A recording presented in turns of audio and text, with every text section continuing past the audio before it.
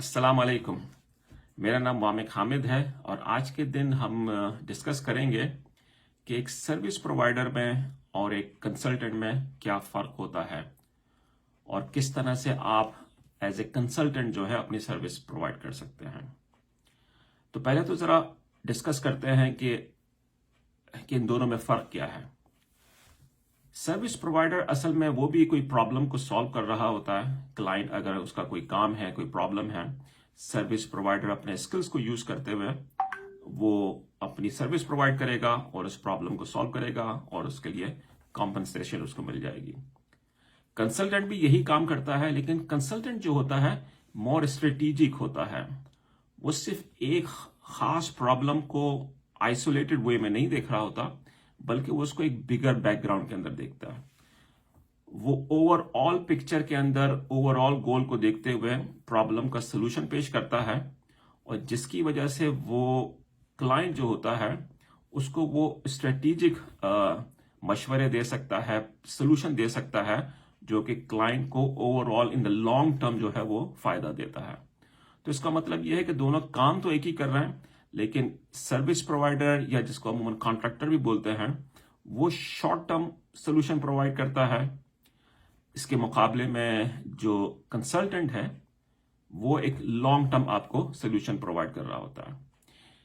इसके अगर हम एग्जाम्पल देखें तो एक जैसे घर अगर कोई बना रहा है और क्लाइंट किसी फर्ज करें उसको कोई प्लम्बिंग की ज़रूरत है, प्लम्बिंग का कोई प्रॉब्लम है, उसको फिक्स करवाना है, तो एक प्लम्बर जो कि सर्विस प्रोवाइडर है या कॉन्ट्रैक्टर है वो इस प्रॉब्लम को फिक्स कर सकता है।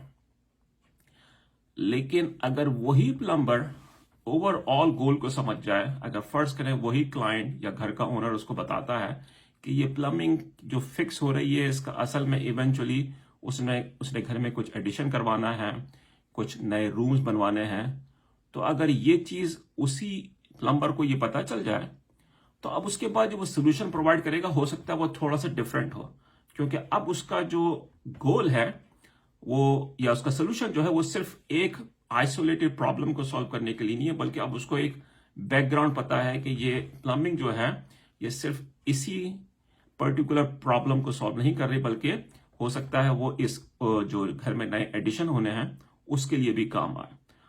तो उसका सोल्यूशन जो होगा अब ज्यादा लॉन्ग टर्म होगा, और इस तरह के सोल्यूशन जो है क्लाइंट जो है वो उसको बहुत पसंद करते हैं और उसको बहुत वैल्यू करते हैं, और उसके लिए कॉम्पनसेशन भी ज्यादा देने के लिए तैयार होते हैं, क्योंकि वो ऑफ कोर्स क्लाइंट के लिए ज्यादा लॉन्ग टर्म में फायदेमंद रहता है।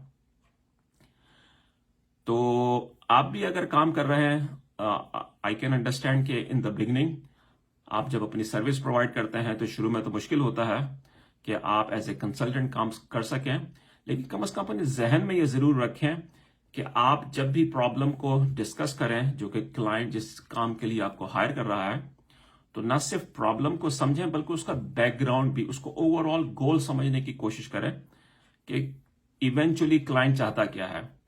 अगर आपको ओवरऑल पिक्चर का अंदाजा होगा तो हो सकता है जो आपका सोल्यूशन जो आप प्रपोज करें वो ज्यादा बेहतर तरीके से प्रपोज कर सकें।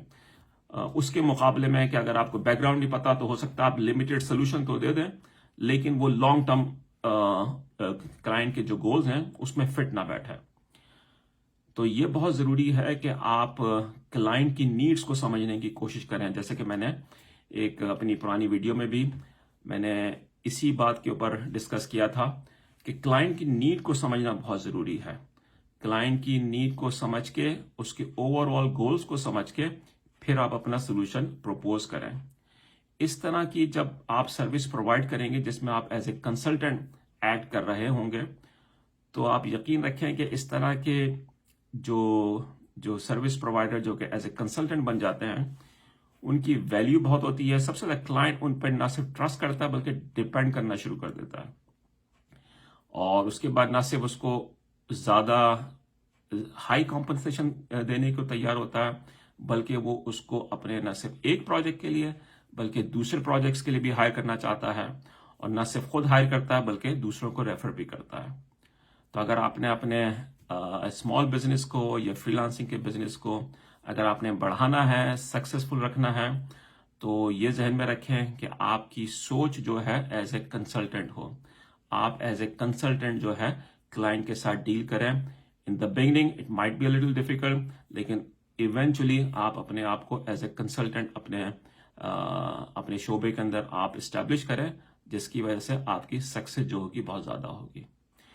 امید ہے آپ کو یہ ویڈیو پسند آئی ہوگی. اگر آئی ہے تو آپ اس ویڈیو کو لائک کیجئے، شیئر کیجئے اور میرے چینل کو سبسکرائب کیجئے. میں اس چینل پہ تقریباً ہفتے میں ایک دفعہ ویڈیو اپلوڈ کرتا ہوں جو کہ اسمال بزنسز کو اسٹیبلش کرنے کے لیے، ان کو گرو کرنے کے لیے ہے، جس پہ اسپیشلی فری لانسنگ کی بھی بات ہوتی ہے. تو اپنا خیال رکھیے گا. انشاءاللہ پھر بات ہوگی. السلام علیکم.